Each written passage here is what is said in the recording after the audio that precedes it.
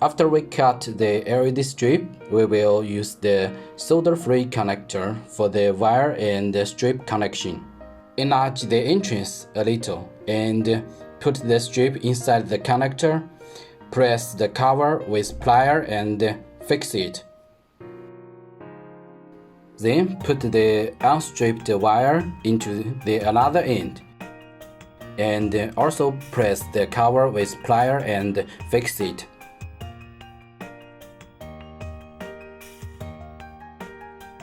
Enlarge the entrance a little and put one strip inside the connector. Press the cover with plier and fix it.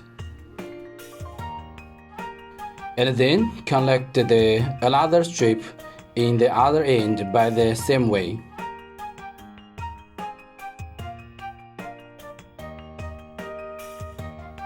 Let it on and finish.